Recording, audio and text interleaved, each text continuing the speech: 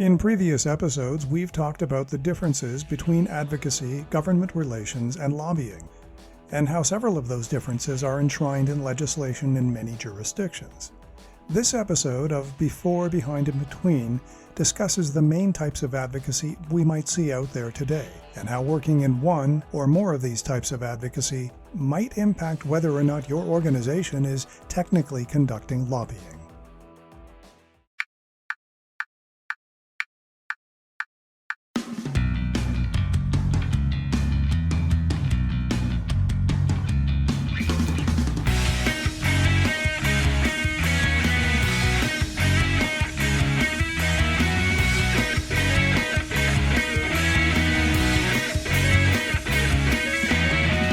Podcast starts now.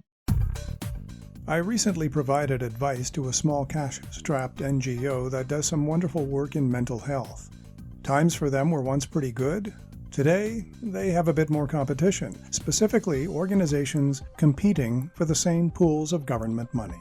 What struck me during that conversation with them was how many types of advocacy and thus how many projects this NGO was really needing. The need to promote the organization, the need to recruit volunteers, the need to reach out and tell their clients' stories to greater numbers of people, the need for more corporate and philanthropic input, the need to change a few laws here and there and make changes to one or two existing laws, and the need to remain eligible for and have access to government grants. The conversation got me reflecting on one of my previous books, Advocacy Explained, which details the various forms of advocacy, government relations, and lobbying. And the conversation echoed what I've heard from many NGOs.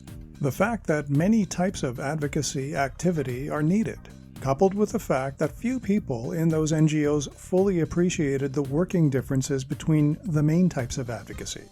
While there are functions of advocacy that target budgets or the courts, a brand or the media, and of course there are more, advocacy typically can fall within the categories of grants, contract bidding, or public policy. And for those of you in the world of NGOs who require help with advocacy, know that each of these types or categories is highly specialized.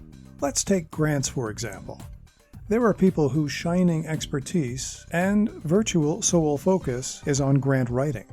These folks know the lay of the land in government programs. They know what's available for funding, when to apply, and how to navigate the application process.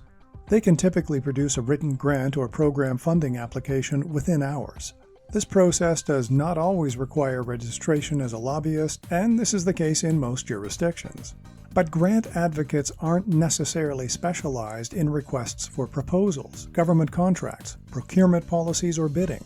This is a whole other level of interaction and dialogue with public office holders, and almost always requires that the point person from your organization or on behalf of your organization be registered and comply with lobbying requirements in your jurisdiction.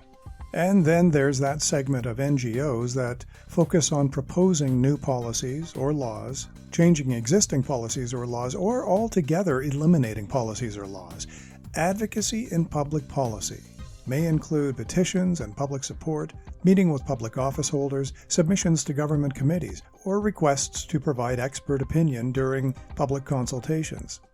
This is perhaps the grayest area of advocacy, as this one, public policy advocacy, is captured by lobbying compliance requirements in some jurisdictions and not in others. Within public policy advocacy, some types of interaction are exempt from lobbying regulations, and others are not. And some work and types of employment or past employment might also not fall within lobbying compliance requirements. But this form of advocacy is no less specialized than the world of grants or contract bidding, as you need to be clear on what is required and what is exempt in your jurisdiction. For a more detailed discussion, as well as the various other nuanced applications of advocacy, please check out my 2 books on the topic, Advocacy Explained and its practical accompaniment, Advocacy, the Companion Handbook. Both are available through Amazon and tons of local retailers globally. Both are published by Henley Point. You've been listening to Before, Behind, and Between, a podcast of Henley Point Productions.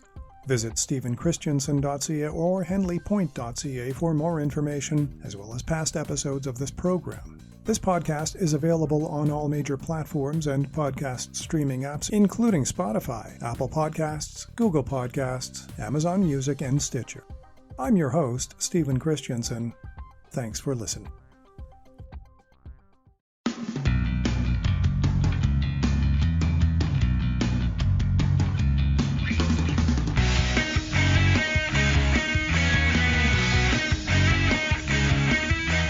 Production of Stephen Christensen.